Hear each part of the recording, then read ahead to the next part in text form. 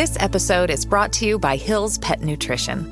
Every shelter pet deserves a second chance, and you're making it possible for thousands of them every day. Because when you feed your pet Hill's, you help feed a shelter pet, which helps make them healthy, happy, and more adoptable, changing their life forever. So they can change yours. Over 14 million shelter pets fed and adopted. Science did that. Visit hillspet.com/podcast to learn more. This episode is brought to you by FX's The Veil, starring Elizabeth Moss. FX's The Veil is an international spy thriller that follows two women as they play a deadly game of truth and lies on the road from Istanbul to Paris and London. One woman has a secret, and the other has a mission to reveal it before thousands of lives are lost. FX's The Veil premieres April 30th, only on Hulu. The Tudors Dynasty Podcast. Hello, welcome back to the show. And today I welcome back once again. Guess who's back? Back again. Emma's back. Emma. Hi, Rebecca. How are you? Dr. Emma, I'm so happy to have you back on the show again. Oh, I love being here. Dr. Emma is happy too. And I love the topic we're going to talk about today. So I'm excited for this episode. Yeah, this is a topic that I feel like we've just dabbled into in a few episodes that you've been on. And in the last episode, I mentioned how this is a topic that you keep bringing up that I know nothing about. So today we are going to talk about Mr. Fun Guy, Sir Henry Guildford. Yay! My friend's finally going to get some attention. I love it. I love it. I've been with this guy for a long time, studying him, wanting to hang out with him because we'll talk about how fun he was. The things he did, he was amazing. And it's nice to also talk about the guys. You know, there was some amazing guys in the court of Henry VIII. So this Sir Henry Guildford is one of them. He was fun guy. He was a lot of things, not just fun guy, but mainly fun guy. Every time I say fun guy, I don't know if you ever watched Friends. It reminds me of Fun Bobby. I don't know if you remember Friends. I can't believe I don't remember. Bobby? Yeah, who was Bobby? Fun Bobby, if I remember, was Monica's boyfriend, but he was an alcoholic. And everybody called him Fun Bobby, and then he got sober and he wasn't fun anymore. Oh my God, that's right. Yes, I remember. Yeah, that happens to some people. It does. But good for him for getting sober, right? Good for him. Good for Fun Bobby. So let's talk about Fun Henry instead. Why don't we kind of start out? Why don't you give us a little bit of background about him to kind of set the pace, or set the tone for today? Okay, so today, because this is not my field of expertise, I have a little cheat sheet here. Anytime that you guys want to learn about people in the Tudor court, I recommend the Oxford Dictionary of National Biography, because you always know that that's a place where those biographical articles have been written by academics. So they are pretty accurate, and that's where you can pull information it's just difficult.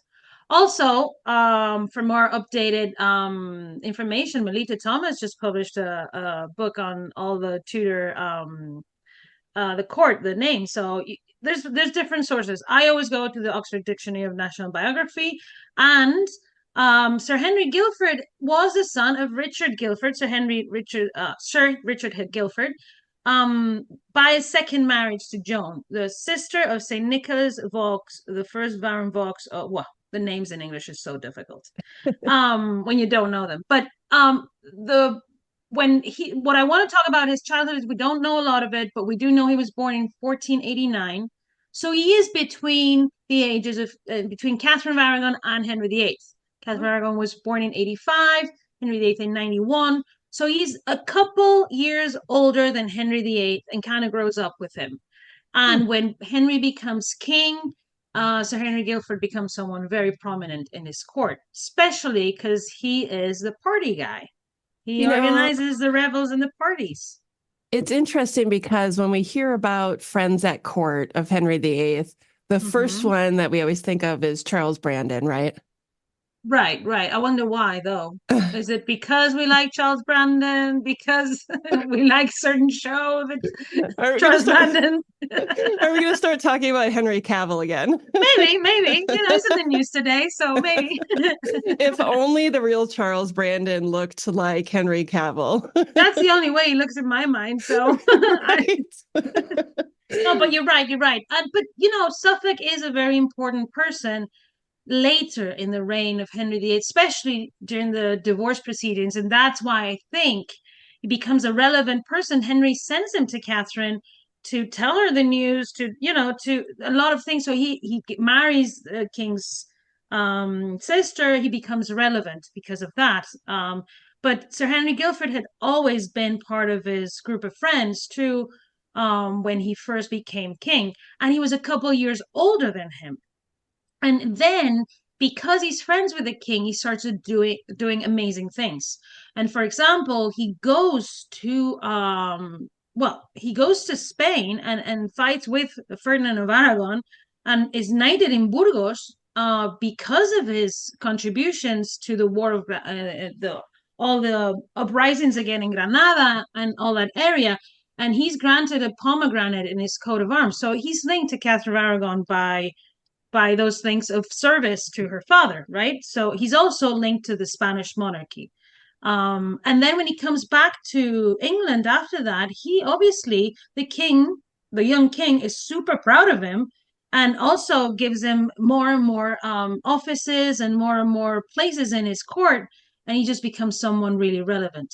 And because he's the party guy, and because the first years of the reign of Henry VIII and Catherine of Aragon were a continuous party, like Mhm. an ambassador described, very, very continuous party, they did extraordinary things. Like, for example, very shortly after a couple years into their marriage, they were dressed as they did a little secret surprise to Catherine of Aragon. They dressed the Robin Hood as Robin Hood and all the characters in that tale, and they surprised the Queen and they did a little performance, and the King was one of them.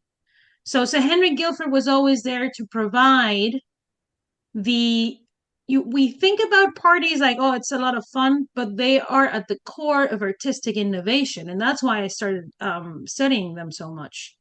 So for example, imagine all the new garments that you need if you're going to introduce something like the carnival, which becomes very relevant during this time, the first years of Henry VIII, because it's a very Hispanic feast that becomes relevant.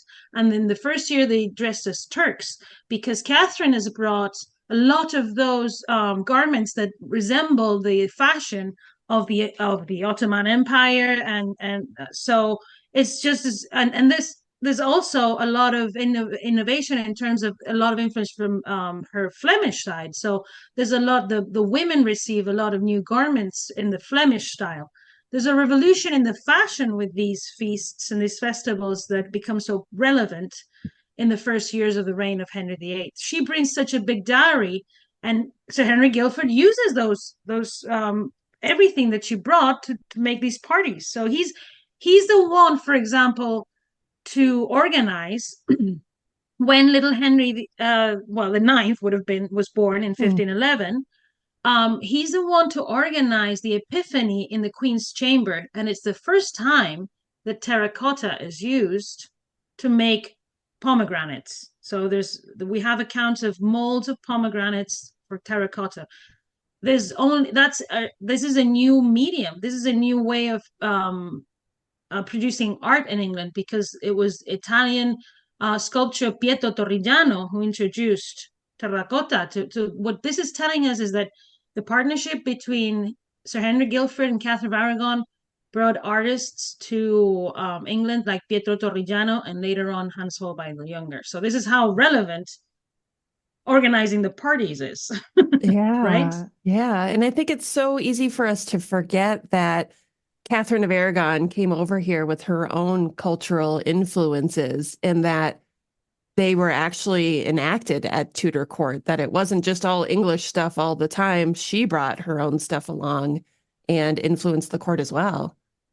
So she not only brought a lot of material culture with her because of her huge dowry and her own private collection of stuff that her mother over the years gave her. We know that she had paintings, she had tapestry, she had, with the story of Alexander from antiquity, she brought the biggest dowry in late medieval history to England. And that transformed the fashion in the Tudor court, jewelry, those big chains that we see in the court of Henry VIII. Those are influenced by the big chains that were created for Catherine's dowry when she came to England. We have to think this is what she brought.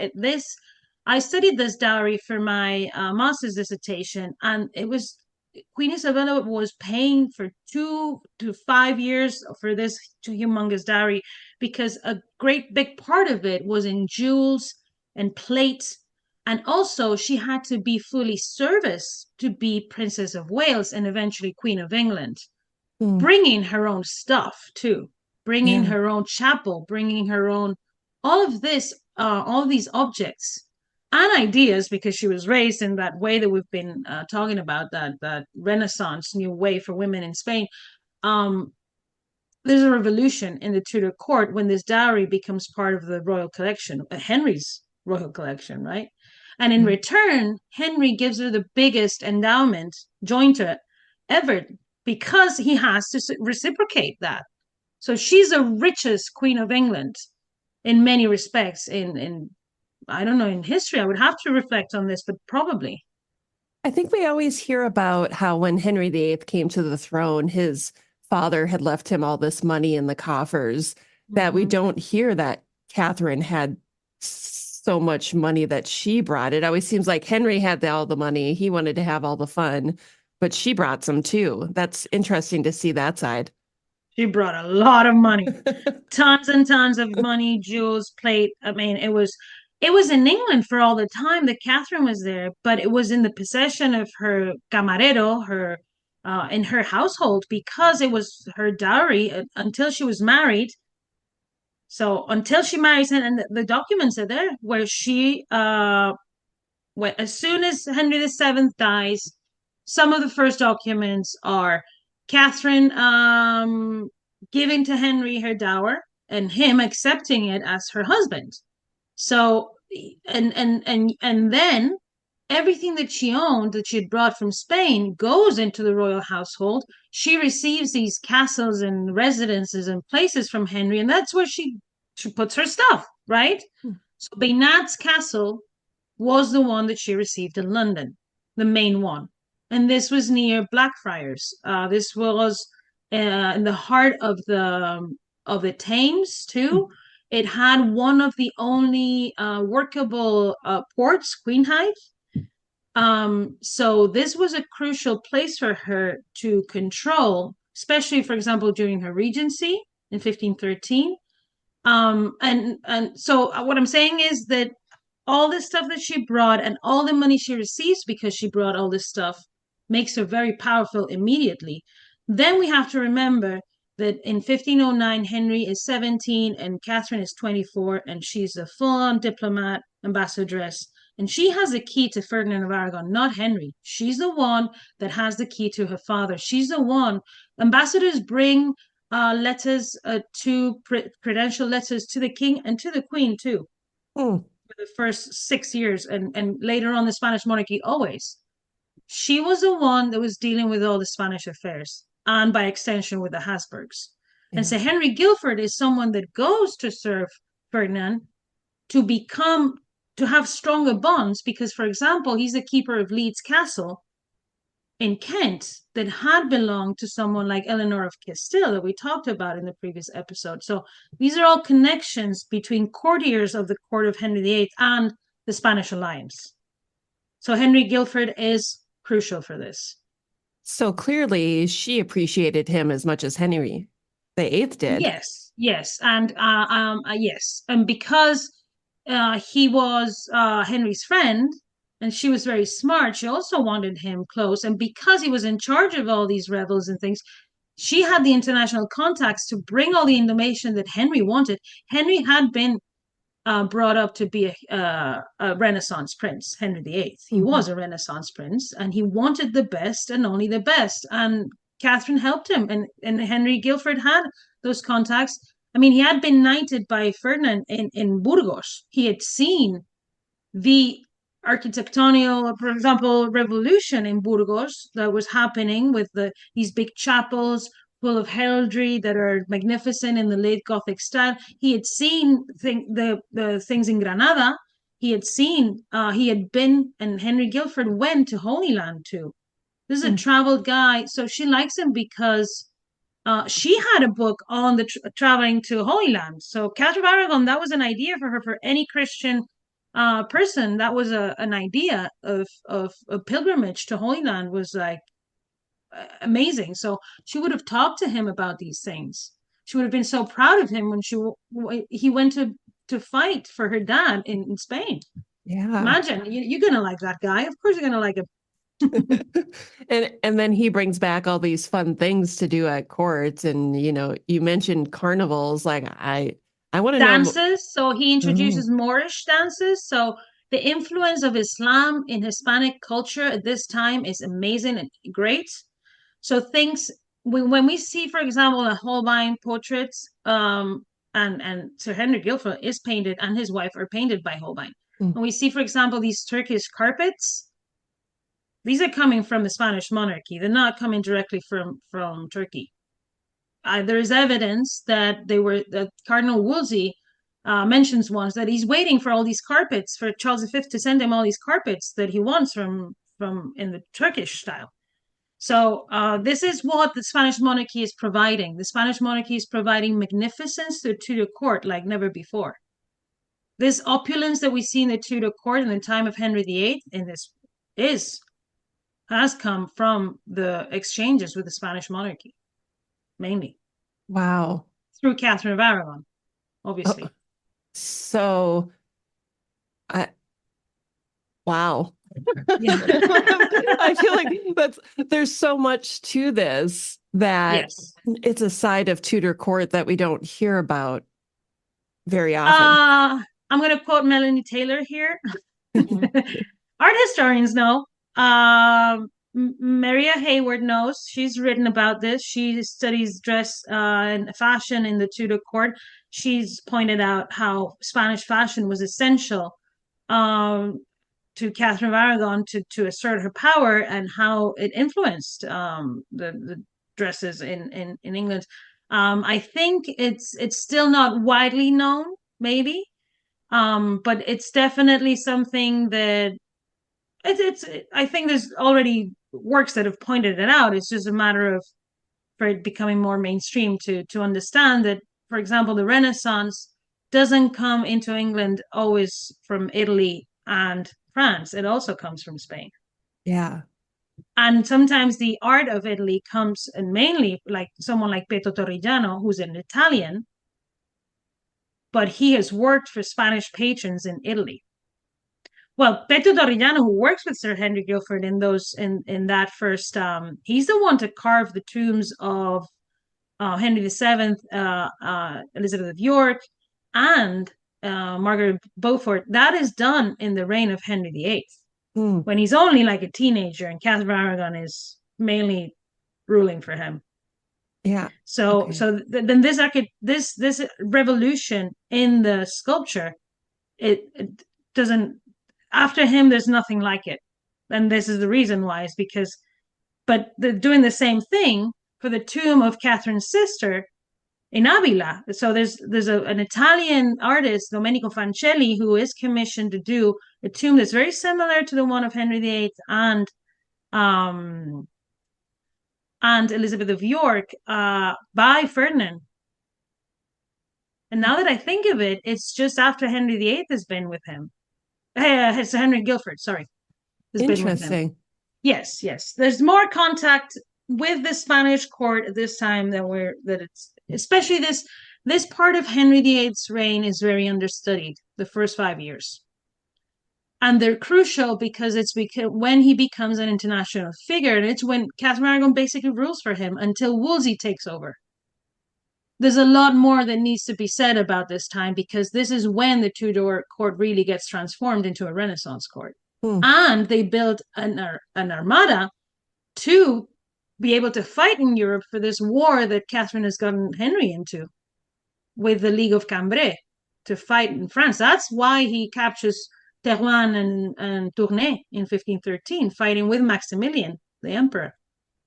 Yeah, that's an interesting part of history too.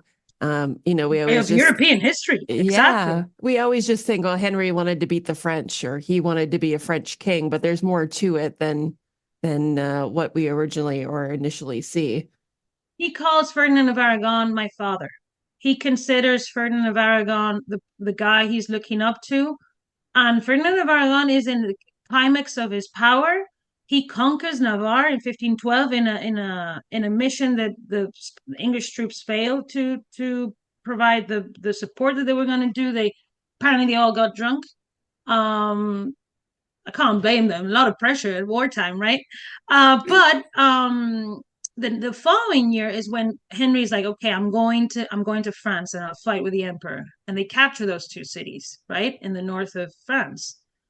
But what happens is that back home, and actually Sir Henry Guildford is in Tournai when Henry VIII captures it. He goes to France with him. And that was in 1513, right? Exactly. But what happens that year is that a certain Catherine of Aragon beats Henry VIII, and doesn't conquer Scotland because Henry says no, but basically, the Scots invade, and there's it's just outstanding the way Catherine of Aragon handles it. You can tell she is a military leader, just a leader, and I think that's when she gains that love, eternal love that the English subjects had for her, because she saved them from being, from invasion. That was a very serious thing that happened. Could have ended up very badly for Catherine of Aragon, who was heavily pregnant. Right. And then she ended up losing that child too, right? Right. Yeah. She did. It's fascinating to me that Henry goes to France and he's fighting over there for his glory. He just wants this for himself, and Catherine's back in England and, leading the way to kill the King of Scotland. And she does this great thing, and Henry wins in France and his wife's back home. And she could have united England and Scotland in that moment. And yet, let's say maybe Henry's ego may have gotten in the way a little bit. You're very right.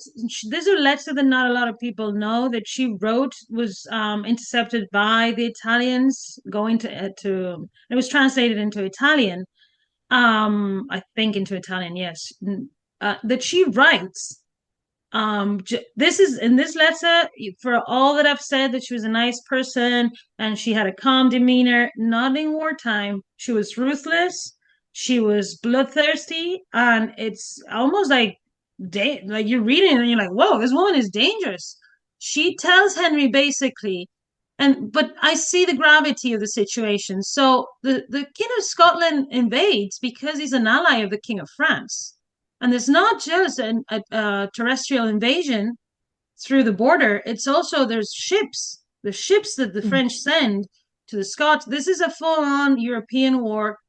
And one of the battlefields is England and Scotland. But not just territorially, it's just in the sea around them too. This is a total war in Europe. So Catherine is just doing what she needs to do. She's been left as regent, and the King of Scotland has dared to cross the border saying he's going to invade England. That's a declaration of war. She riles the troops, and she even threatens the places where they haven't done this. She's like, I'm not going to send another order. The next thing is going to be something else. It's going to be treason. And she writes a letter to Henry saying when she knows that the king has died, and she tells him, for example, that one English woman captured 3 Scotsmen. I've told you about this before. I thought that was excellent. She tells him, I will do the same for you that my father did for my sister last year. So Ferdinand of Aragon conquered Navarre, but it was added to the kingdom of his daughter, who was already imprisoned, Queen Juana, first of Castile. So he conquered Navarre for Castile, and that's what Catherine tells Henry: "I will conquer Scotland for you, because we have to kill each and every one of these allies of the most treacherous king of France."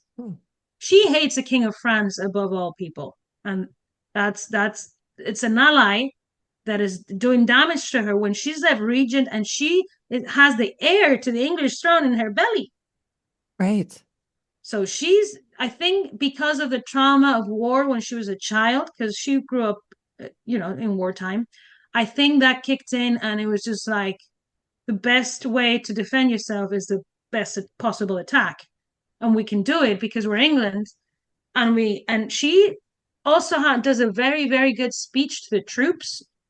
She's wearing she has a special crown made for her. She wears a full-on armor, and she rallies the troops, and she talks to them, and the person who mentions this was her former teacher. Says he's telling it to his pupil, like, look at this woman, what she did. She was my student, and now in the imitation of her mother Isabel, she talked to the troops, and she said things to them like, the English bravery is the best in the world, and God smiles to us who are doing his will.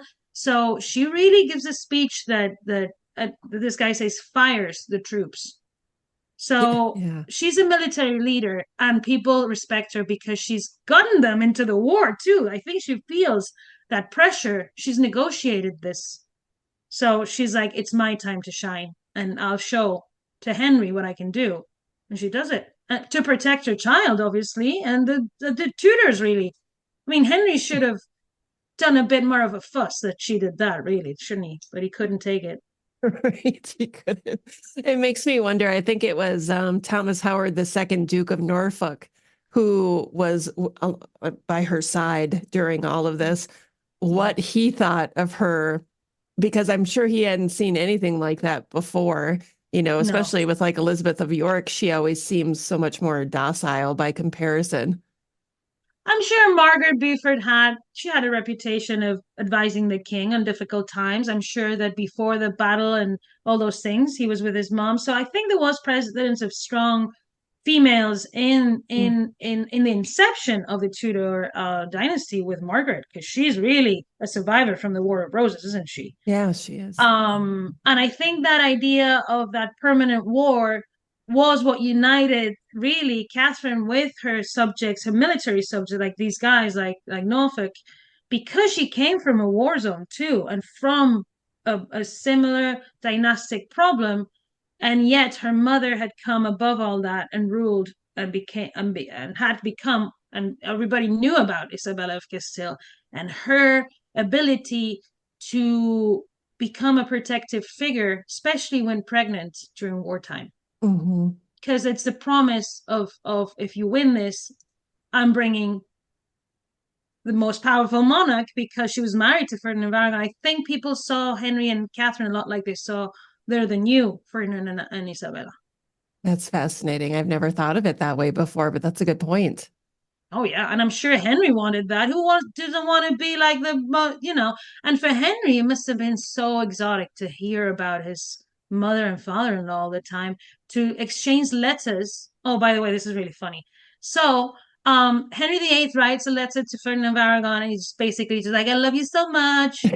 You're like a father to me.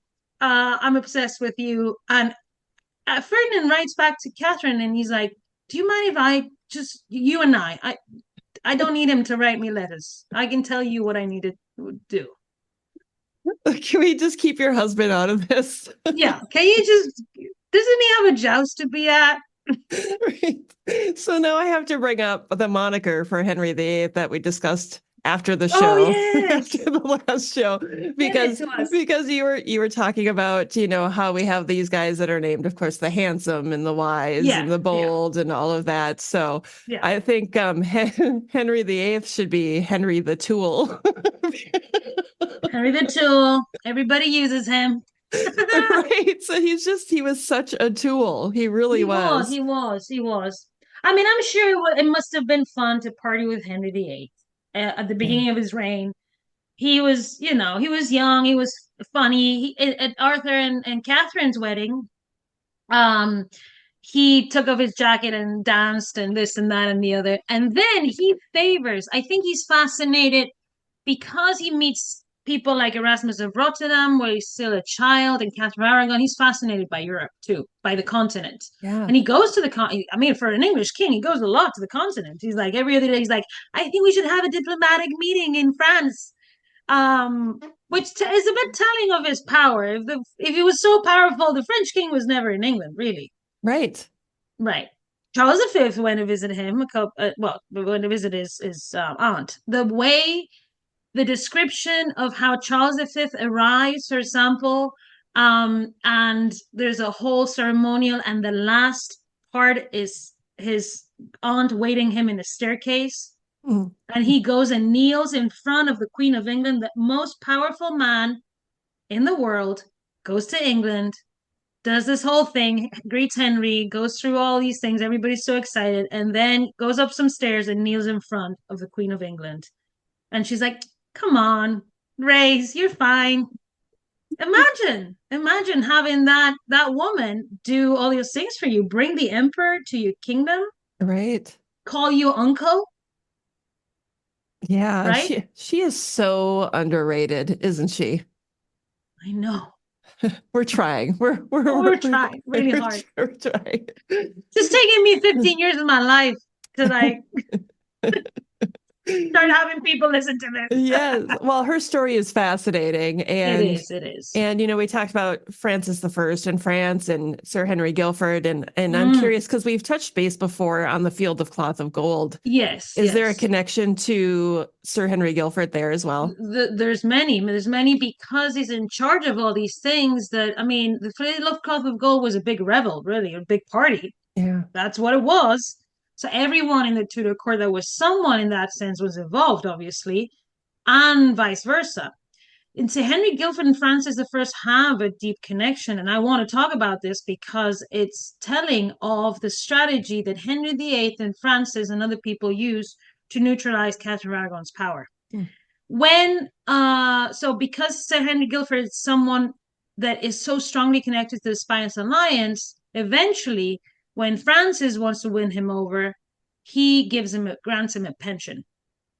And this is something that, you can't just not accept a pension from the King of France. Right. So I've noticed this with many other people that are, or for example, with the Hornboots, that when they reappear in the royal accounts, it's because Henry VIII has probably appropriated them from the service of Catherine of Aragon, because they're not in the accounts until 1529. So what I'm saying is that kings are very powerful, and even Sir Henry Guildford, or think about Thomas More, or think about all those people that had to make the king happy, but also had their strong opinions about the things that were happening in the court. That was bravery, because Sir Henry Guildford, and like Thomas More, is one of those guys who is like, okay, he accepts a pension from France. He has to, because he's been involved in something that we can talk about that is very cool, but he has to accept this.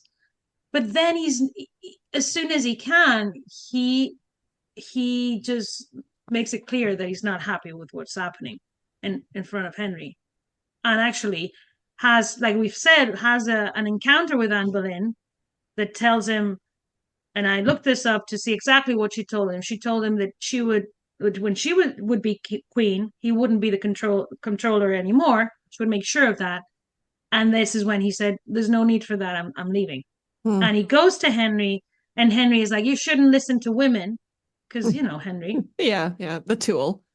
The tool says that he insists that he takes back his office, and Sir Henry Guildford's like, no, I'm good, thanks. I'm just going to Leeds Castle and just So this is how you can see that the change is starting, and it's not a good change. When people just leave like that, people that have been next to you all your life that you've gotten along with, that was probably not just the only incident. That was probably an accumulation of things that Sir Henry Guildford was like, I can't take it anymore because I'm going to get into trouble eventually. I'm going to say either something to her, to Henry, and I'm going to lose my head, you know? Right. Right. Yeah, because all of his friends, his closest friends, started moving away from him once he started pushing for Anne Boleyn. Yes, and Sir Henry Guildford is the best example, probably, how his career, his enormous career in the Tudor court ends so abruptly. I'm sure it wasn't that only that incident. It's a situation of bubbling up and realizing that it's going to get out of control. I think they could see where it was heading, a lot of them. Right. And especially, I would think him being such a traveler, having been all over the place, he had seen all kinds of things Sir Henry Guildford had. And so Yes. he probably saw some of the writing on the wall or had read enough history to know that Henry VIII was going in the wrong direction. Well, and think about their personal interest. This guy has a pomegranate in his coat of arms that he's earned in Spain. So this taking over, the French alliance taking over, is a serious matter for him. It's a serious matter for his interests in the Tudor court, for what he's fought all his life. I mean, if you go all the way to Spain to risk your life for fame and fortune and you get it, and the Spanish king knights you, and that's a bond that stays forever. And and then you've worked with these people from Spain to bring people like Torrellano, to bring people like Holbein, to not only the people in Spain, but this network that this Queen consort has enabled you, has helped you to do your work in the best way. And then you've been in the forefront of the revolution, of the introduction of Renaissance, really, in the Tudor court. So I think he was probably a very proud person too, because those are kind of the things that you get later in life when you've achieved a lot. It's like, woman, do you not know what I've done? Like, what are you talking about? This is not something you can just take away from me. One of those instances where probably Anne Boleyn was sorry about saying that later on, because it wasn't a very fortunate thing to say in front of everyone. Maybe in private, it would have been better, you know? Be careful, because, no. When did Henry Guildford die? He died shortly after, a couple of years. So Okay. they're all also, people are aging in the court of Henry VIII too, the first generation of people. And 2 years after that he leaves court, he dies in Leeds Castle. Oh, so he didn't see the downfall of Anne Boleyn. No, he dies in 1532, I think. He doesn't see the worst. 1532, he dies. Oh, okay. So there's some stuff that he's seen. He doesn't get to see, the very bad years. And I'm talking about the people in what I called in my dissertation, the Court of Defense of Catherine of Aragon. That side, from 1532 to the death of Catherine of Aragon, oh my goodness, it's bad. So I wonder, I'm trying to remember the time frame here. Would he have known about the death of Sir Thomas More? Because that would have been, right, 1532, I believe. I think it's about the time. Yeah, and Bishop Fisher, all of that. Yep, I think this is. Yep. And he's sitting at Leeds Castle, probably hearing all of these terrible things. Well, More was 35. Oh, it was that late. Yep. I'm a little bit off there. I think and the reason why I think More is later, because he stays for a year in the Tower of London.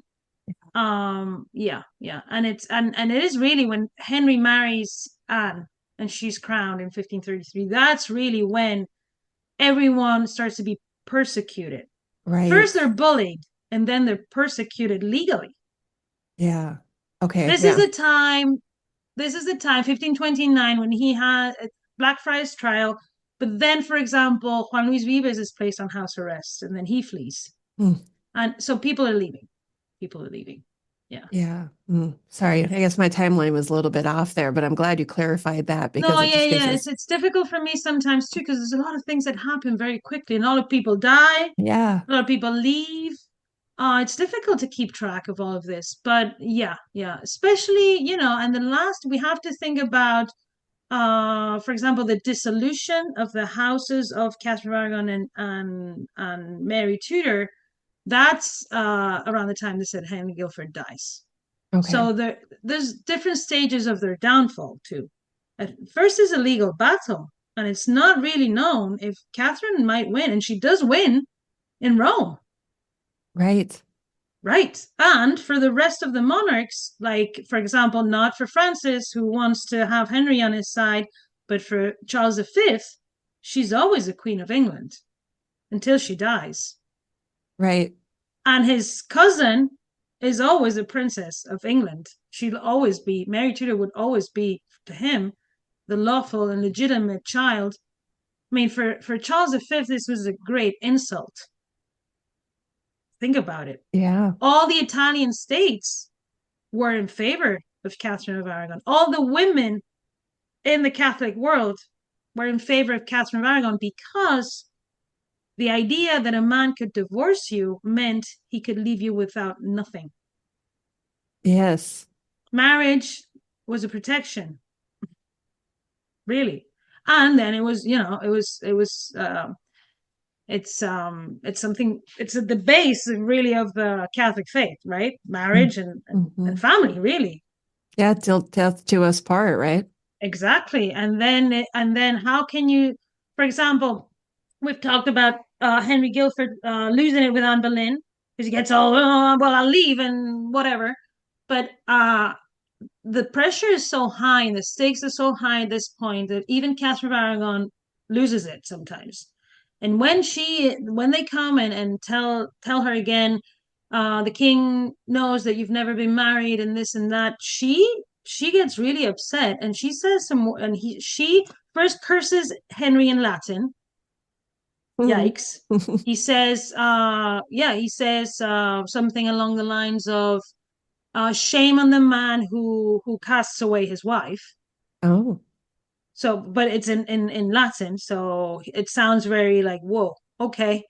And then she just goes on a rant saying that she cannot accept having been a harlot for 24 years. Fair.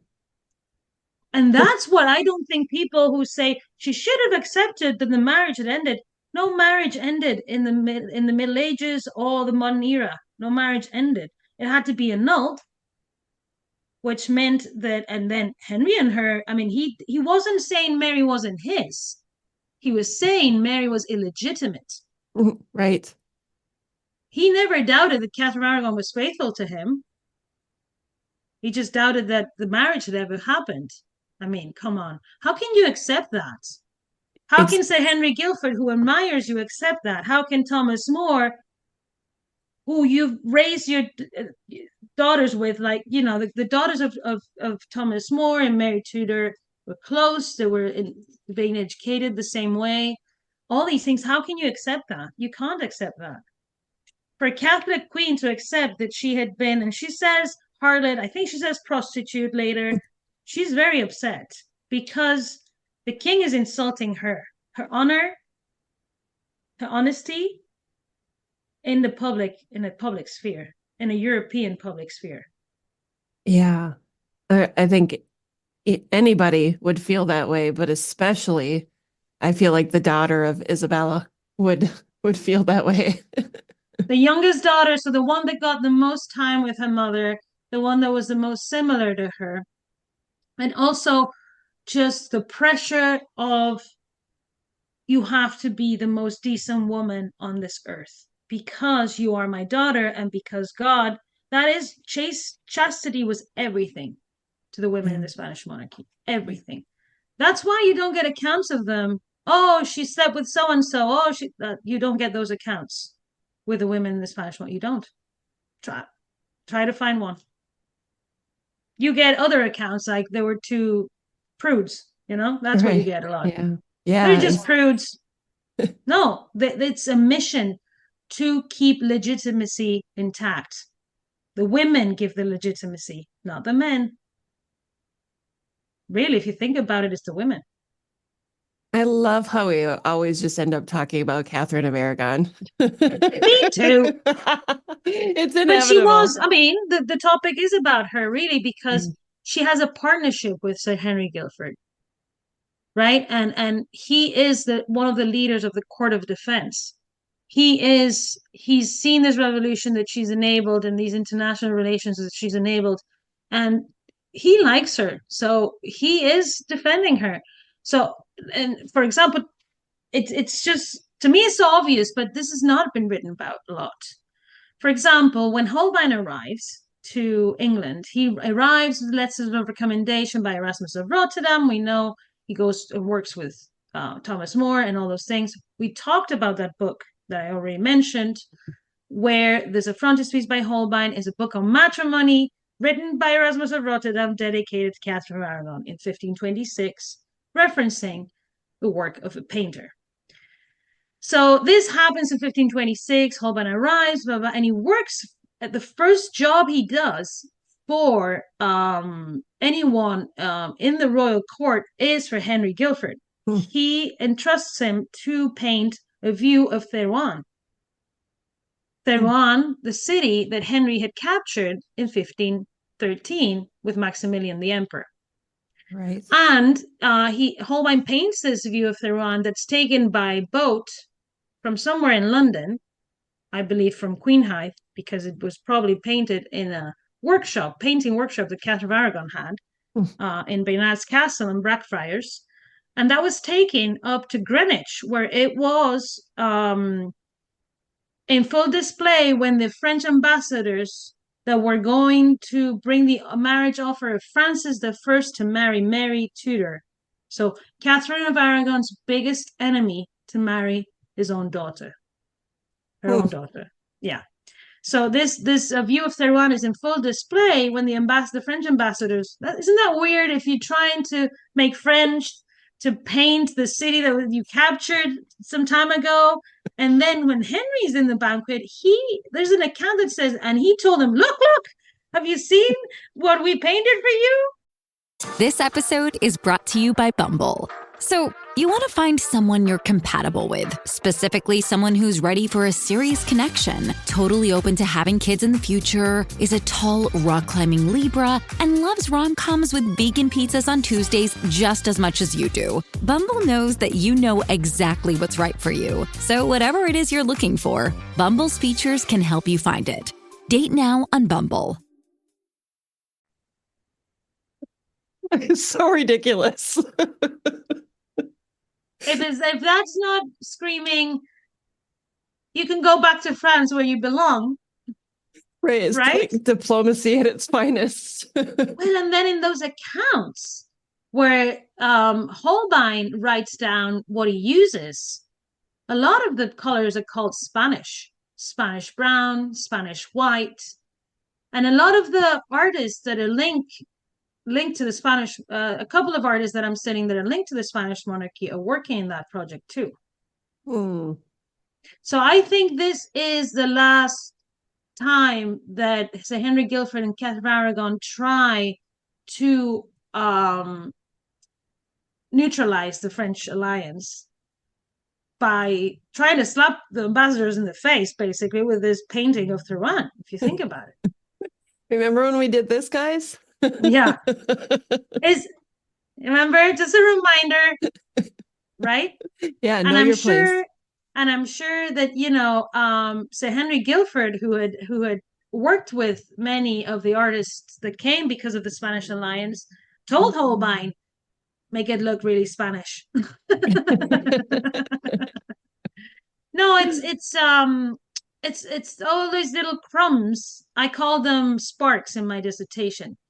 You grab the sparks of all these things and you put them together and you have a story. And Sir Henry Guildford was definitely a Spanish alliance guy. And that's why I think he's not as known, because the Spanish alliance is not as known, and because he's part of that first part of the reign of Henry VIII that we don't know so much about. Right. And that Holbein painting of him is you get the impression of his importance at the Tudor court when you look at it. and you get the impression that he's just going to start saying something and talking to you, right? It's such a good portrait. The sketch is also, so we're lucky not always when we have Holbein portraits we have the sketches, but we do have the sketch for that one.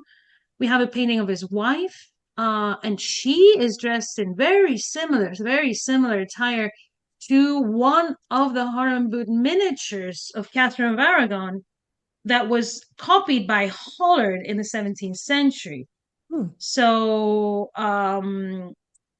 I think, yes, fashion, looking like Catherine of Aragon in her painting of Holbein, this was painted at the same time of Sir Henry Guildford, the first time that Holbein arrives to England.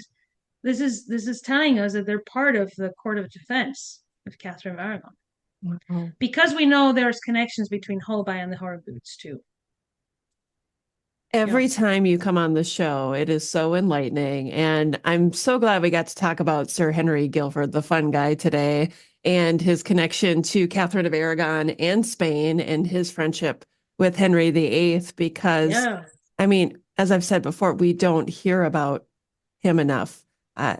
His name. He needs a good study. He needs a good study as a patron of the arts, and he needs a good biography. If anybody knows of a good study of biography, I have delved into his figure, not as much as obviously Catherine of Aragon, but if anyone knows of a good study of him or things, I'm still studying about him. So I'm still learning about him. I want to know more about this guy. I know there was an inventory of the goods of Leeds Castle when he died. That's a very interesting place because he has things like tapestries of unicorns. Ooh. So anything with unicorns is down my lane too. And then overall, there just needs to be a study of him as a person who introduced Renaissance to England and who favored the international relations of England, really. Yeah, he was an important figure. Very important. He needs more press and he needs more work to be done on him. So. Yes, most definitely. So, Dr. Emma, what is your takeaway for today? We needed to start thinking about a party, right? Because maybe in this tour that we're going to do of Catherine of Aragon and the Tudor court, maybe we could think of a good party to a theme party. Maybe we dress up as women in the Spanish monarchy or something like that. There we go. Let's keep it interesting and have some fun like Sir Henry Guildford knew how to do. Oh, yeah. He did have some. I would like to party with Sir Henry Guildford and ask him so many questions. I would keep pouring him some ale or wine or whatever he liked drinking and say, hey, tell me more about Torrellano. Because, for example, Torrellano, this is how relevant these people are. Maybe I'm going over time, but this is the last one, I promise. This is how relevant Sir Henry Guildford and Catherine of Aragon are in artistic innovation in England. Pietro Torrellano learned to his art with Michelangelo.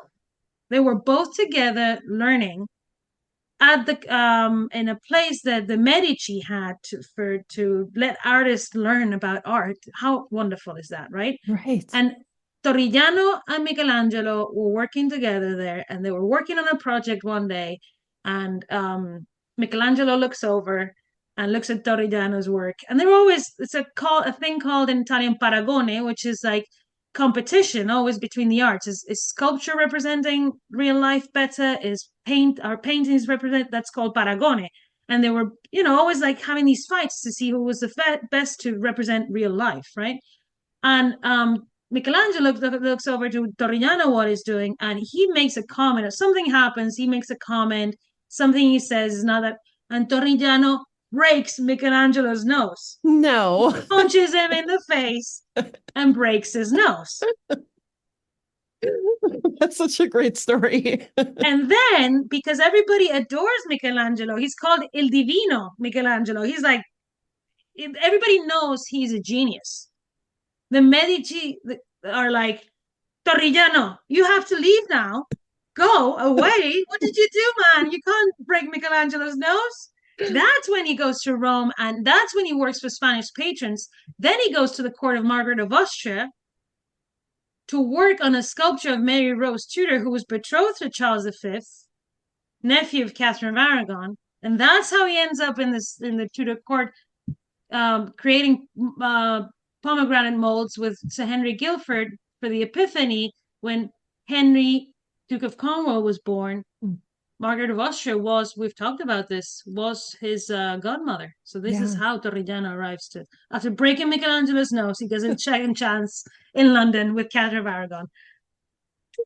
I love it when you come on the show because we always get these great anecdotes from you that maybe we don't hear about very often. Who would have thought we were going to end up talking about two guys having a fight? Two of the most amazing artists of the Renaissance, really. And then Torrigiano ends up in Spain, painting Isabella of Portugal and dying in prison because he wasn't a good guy. He got into fights a lot. Maybe we could talk about Torrigiano in another. I was just going to say, there's a whole another topic for us to touch base Torrigiano. on. He has a life very similar to Caravaggio. They're just like these artists that are also like, a bit of trouble. Imagine Torrigiano partying with Sir Henry Guildford. That would have been fun to see.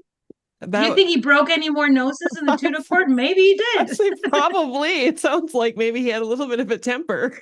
Well, he ended up in prison because he created a sculpture of the Virgin Mary for a duke, and the duke was like, I'm not sure, and he goes and destroys it, and that's so illegal in Spain at the time. He ends up grabbed by the Inquisition. You can't destroy the statue of the Virgin Mary. That's sacrilege. Wow. So he ends up dying in prison.